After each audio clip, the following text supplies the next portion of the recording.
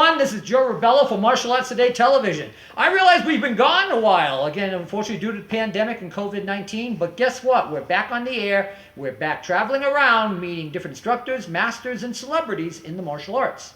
Today, we're in Fort Collins, Colorado, and we're here for the International, I should say, United Martial Arts Alliance International Kenpo Camp. And we're here and we're going to be interviewing Philip Jauch, who is the owner of the Kaizen International Black Belt Academy. And we'll be discussing about the art of International Kenpo Karate Jujitsu and his history in the martial arts. Stay tuned for exciting action here on Martial Arts Today TV. Welcome everyone. We're back here with Martial Arts Today TV, and again we're here at the Kaizen International Black Belt Academy, and we're here with the owner and proprietor of that wonderful facility, Philip Jauch. Philip, thank you for taking the time out of your schedule to do this interview. Really appreciate it. Absolutely. Now, the first question we always ask on our program is, how did you begin in the martial arts?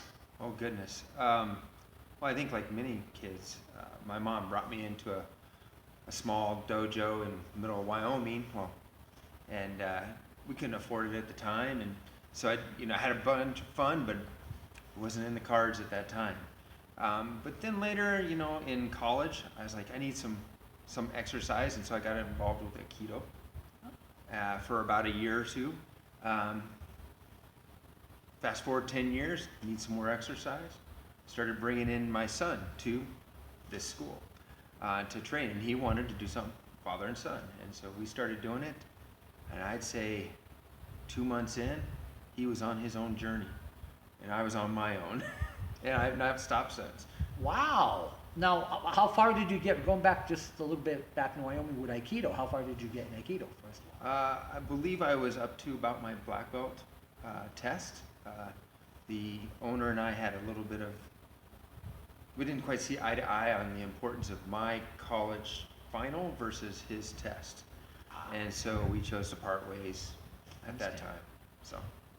So obviously, I mean, simply stated, Colorado's a little bit of a ways from Wyoming. How'd you get to, what made you come to Colorado? Oh, I think like many people, Colorado's just a great area, right? People love to be here. There's a sense of, I can be outdoors, but I can be professional, but I can have fun, and just a lot of different things. And I always wanted to live here, and so, at some point I just made it a priority to be down here. Well, again, you came here to what originally was the International Black Belt Academy of Fort Collins. Correct. And obviously the owner, operator, and the founder also of the United Martial Arts Alliance, later to be United Martial Arts Alliance International, was Robert Austin. So tell me about training with Robert Austin, what you thought of him, and of course, training here. Absolutely. Well, I met him, I'd say around 2007, 2008, when we entered the school. And really good guy. I worked hard to get a chance to get in front of him and work with him. At some point, it became apparent that I was going to be with the school for a while, and he would like to have me help out with instruction on the floor. And so I started doing that, and he started working with me more. And when I got my black belt, I made it a priority to be involved with working with him. And so I signed up for privates, and as I assume many martial arts have done, I cleaned the floors here 5 nights a week for 5-6 years to pay for my private lessons with him. Wow. Yeah, absolutely. And I've never regretted that, ever. We hear the stories of the diligent student or the student who maybe can't afford classes, and they say, and I was actually was one of them at one point, where, I had to, vacuum the floor and vacuum the changing room and clean the toilet and the sink and whatnot, and wash the windows to pay for my classes as a young teenager. So I definitely can relate in regards to that. But wow, 5 to 6 years, that's amazing. Now, I want to warn you folks, I will occasionally may cough. Again, just have recovered from COVID. Unfortunately, we have different residual respiratory problems that some of us may have due to that. So if you hear me cough, no corona, no COVID. Okay? Good. Let's go on. So tell me the difference, how it felt from training in a very, for lack of a better term, passive art like Aikido, and going to a very dynamic, very we always say karate is a cannon, Kenpo is a machine gun, and then of course the blending of the grappling arts with the jujitsu elements and other arts as well. How did you feel about the change in the format? I I think I don't think I perceive it quite that way, and maybe that's because I took Aikido when I was in my early 20s, and I was still very energetic. I still remember several times my Aikido teacher flipping me over and me trying to do the full aerial flip instead because I was, acrobatic enough. And at one point he just got frustrated with me and he just dropped me right in the middle of the flip, and he said, "Don't do that anymore. That's not what we're doing today." And so I think even in the Aikido, we were energetic. There is a lot of energy there. But I'll tell you, I've never lost the sense of my ukemi from learning Aikido. Well, I think the important element about this art itself, it's called, again, International Kenpo Jujitsu. And that's something Robert Austin has always been very instrumental in keeping within the structure of the system and incorporating more of, for lack of a better term, Ed Parker's American Kenpo Karate Foundation. Obviously, his early training started in Tangsudo. Yep. And also in this art also includes, for those of you who are proficient martial artists and prolific in finding out information, Uncle Bill Detoise from the Silat and Kuntao system. It's a very diversified background that, again, Robert Austin has formulated to make this particular art. That's right. So again, you go through your training, you achieve your black belt, you achieve various degrees of black belt. How did it feel going into the higher levels of the art? It felt good. I mean, I think, like many schools, they have a lot of students up through first degree. After first degree, it tends to taper off pretty quick. Few people really stay committed to that journey. But I got much more greater influence from the Willem Detoire's material in his Kuntao Silat. I got a lot of more exposure from the Wally J, small circle jiu-jitsu as well. Professor had pursued that for a time as well. Definitely a lot of interesting pieces because Professor Austin is a very eclectic martial artist. And that's the beauty of this particular curriculum and discipline. I as a person who myself has studied many martial arts, Chinese, Okinawan, Japanese, Korean, Filipino, Indonesian, and American martial arts, I really found a real kindred spirit with him. And I had been following his career for many years through like Martial Arts Professional Magazine, different things. And obviously this location and this studio is a very successful commercial studio. And he's very well known throughout the martial arts world, especially in the business world, for his curriculum and even being featured. And that's the first time, it wasn't the first time I got to see him, but it's the first real time I got to see his popularity when I saw him featured on the cover of Martial Arts Professional Magazine. So I was like, I kept hearing people would talk to me about this guy. Have you ever met Robert Austin? No, I have heard about him. I wanted to meet him. And just finally had the opportunity one day. He was running one of the camps and whatnot, and I called him up and we talked for like 2 hours. And he was like, you want to come to my camp? Yeah, I've heard great things about the people you brought in, and several people that I had known, like James Moreau, who knew through the Kenpo world and whatnot, but I never got to meet him. So it was an opportunity to meet with Robert Austin and to meet with James Moreau and to meet with Ron Carlson, another person who I had known for many years through the martial arts, but through the internet, but never had gotten out to meet him. So when the opportunity presented itself to come to Colorado and meet with him, and we got along famously. We got along like long lost brothers who just didn't know each other, and finally you like that too? I like that. It was like that famous scene from Step Brothers. Does this mean we're friends now? It's like, but it was just a wonderful experience, and of course meeting you here in Fort Collins, so many people. Yes. So again, you're progressing through your ranks, you're going through the ranks, and then a very unique opportunity happens recently, not due to COVID, but something that had been going on, and as we all go, I have no problem saying I'm 59 years old, I'll be 60 this October 3rd, and we get older, and Professor Austin has something occur, and things take a different route, or an interesting route in your case. Tell me all about that. Right. Yeah, at some point, Professor's parents had a little bit of trouble, and he really wanted to spend time with his family, not just his parents, but his kids as well. And but his parents were kind of in that later age; they're in their late 90s. 90s. Yeah, and so they were starting to deal with some things, and he really wanted to be around. So an opportunity came available. We had been talking. I think we talked for 2 years before we pulled the trigger on him selling me this school and allowing me to pick this up.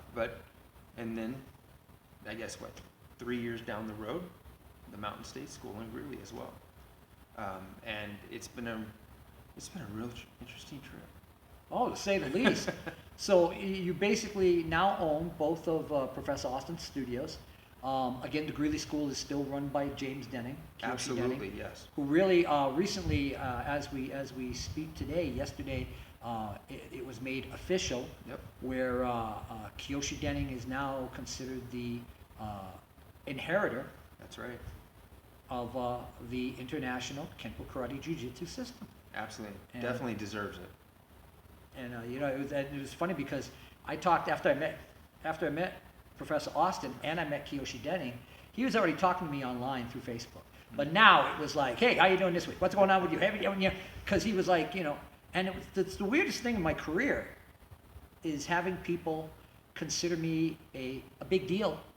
And we've seen that several times throughout the course of this weekend, and it's been, I never expected that. I'm a little 12-year-old kid learning Kenpo Karate at a studio somewhere in Massachusetts. I never thought anybody referred to me as a 10th degree black belt or a grandmaster or any of those things. Or in this case with UMA, or UMAAI, if you think about it now, UMAAI, the United Martial Arts Alliance. And now, because of its international scope, with the Horston, it became international. But now it's not just the ownership of two schools. You also now own UMAAI, or UMA. That is correct. That's I feel a little out of my depth in that one, Joe. But Professor Austin is still my senior advisor on UMAAI. Of course. And I talk with him every week about that stuff. Really,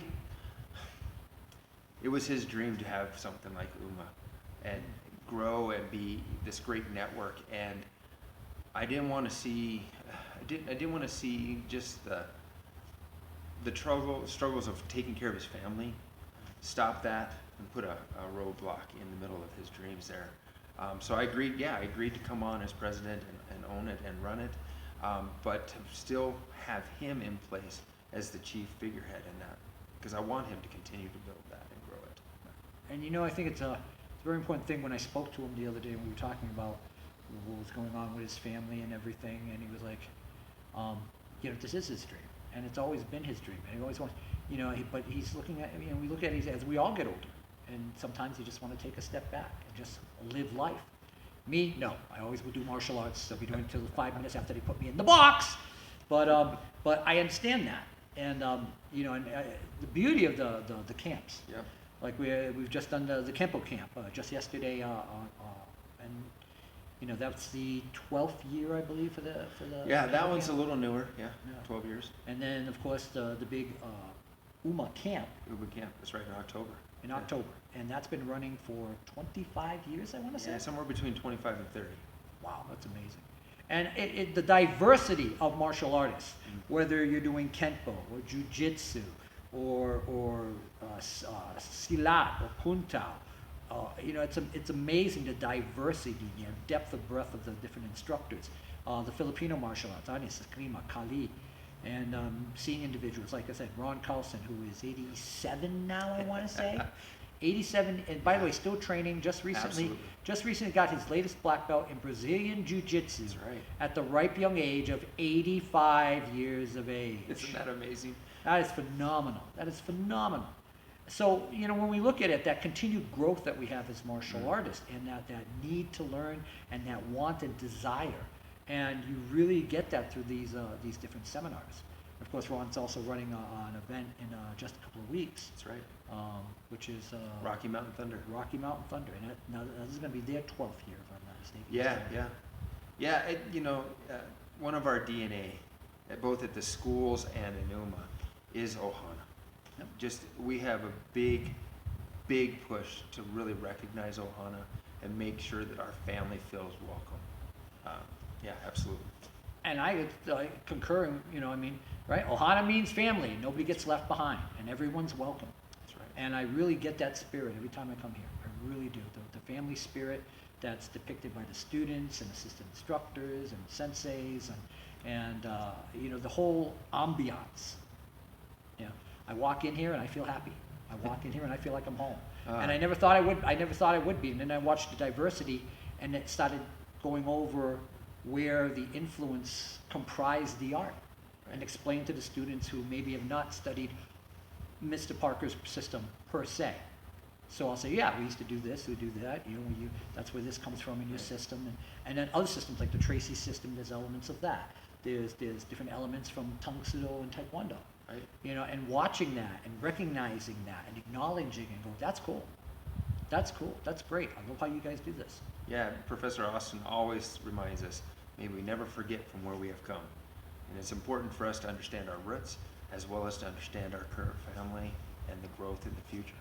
We got that one moment in Colorado with roots instead of roots.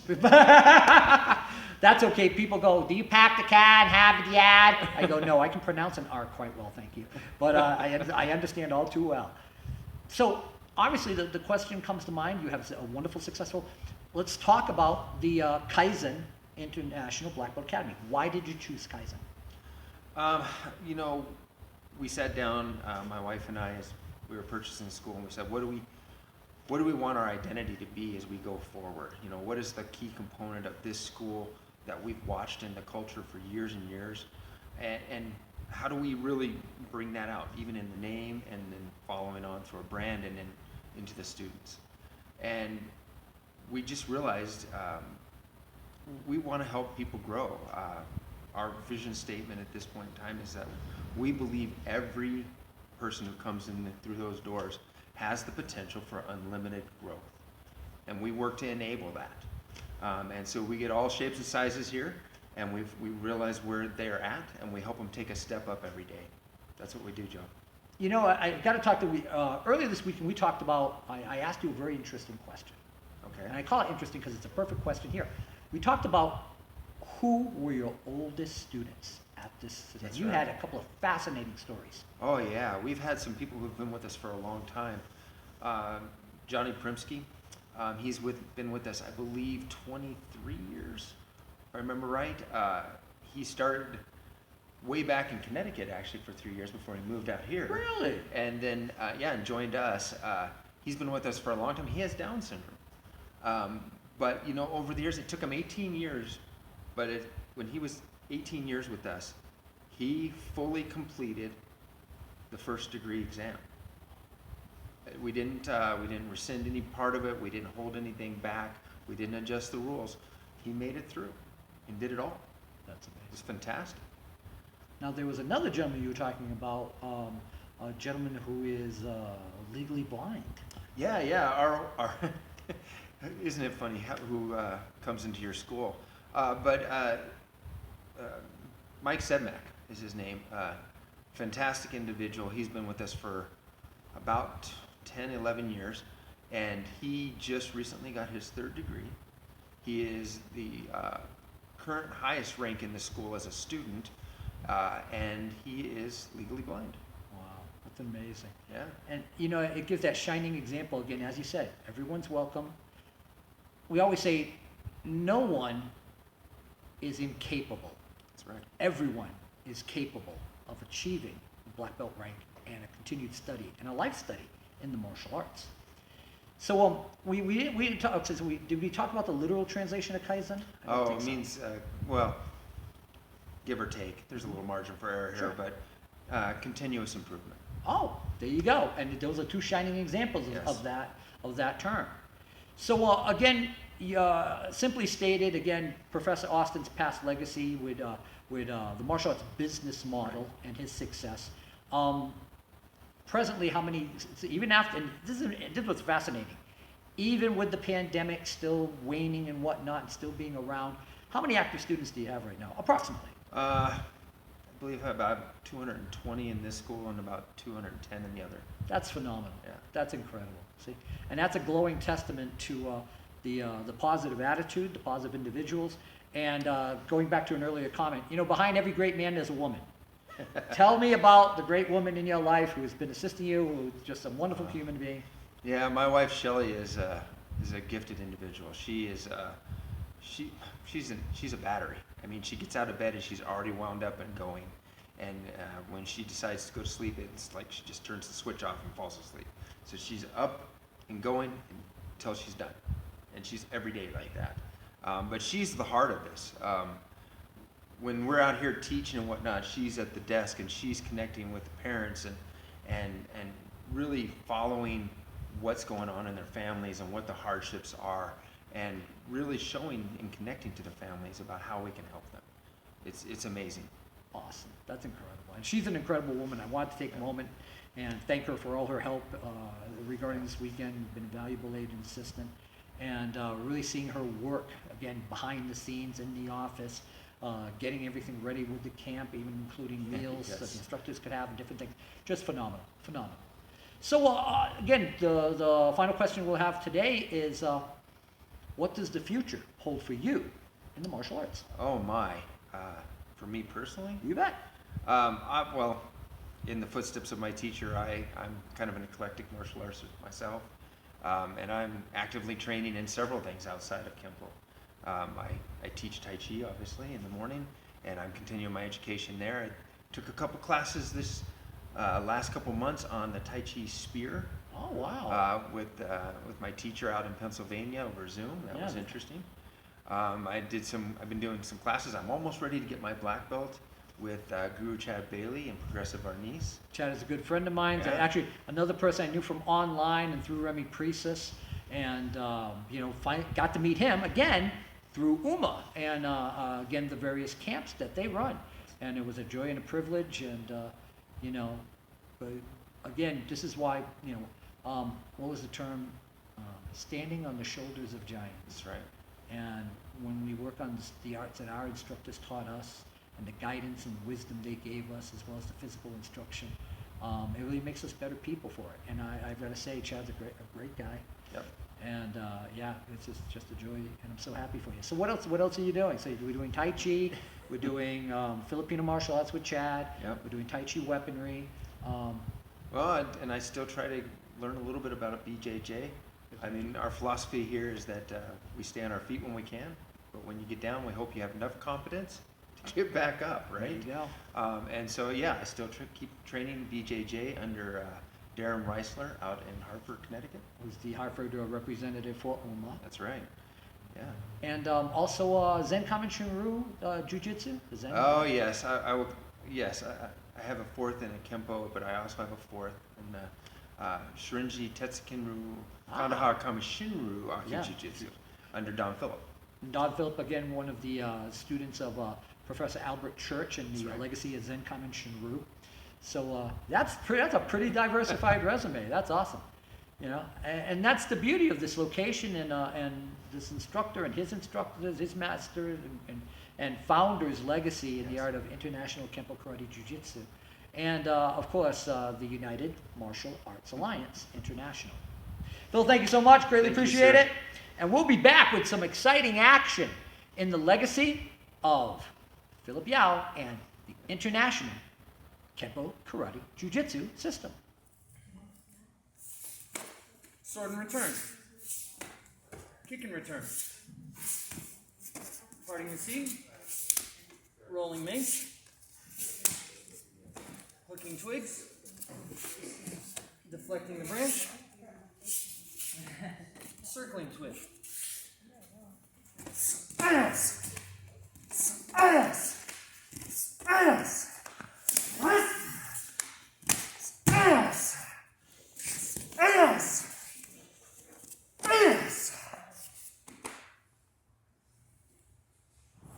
Hi, everyone. Again, there you have it. Great episode, great show featuring Philip Jauch and the students of Kaizen International Black Belt Academy and the legacy of Professor Robert Austin's International Kenpo Jujitsu.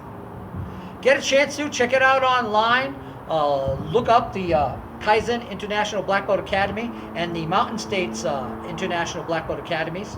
Check out the legacy of Robert Austin. Check out the continuing legacy of Philip Jauch and James Denning. And check out the incredible art known as International Kenpo Jujitsu. Well, until next time, this is Joe Rebelo with Martial Arts Today Television. I hope you enjoyed yourself. I hope you had a great time. And until next time.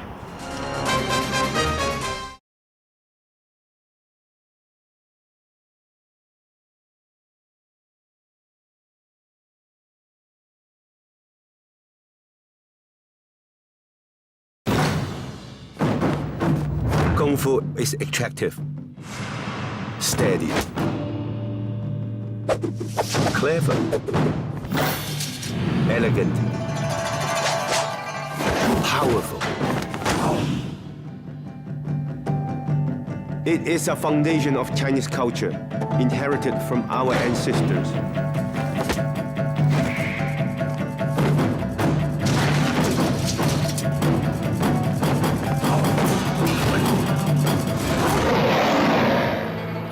Like tigers, they are a treasure of our world. We must pass these treasures to our children. Please do not buy or use any tiger products. Together, let's stop the trade in tiger forever. When the buying stops, the killing can too. Haisham, more tea! We shouldn't be scared of tigers. They should be scared of us, because we're hunting them to near extinction. Tigers don't belong in our foods or our medicines. They belong in the wild. Please help make sure 2010 won't be our last year of the tiger. Never buy any products made from these beautiful animals. When the buying stops, the killing can too.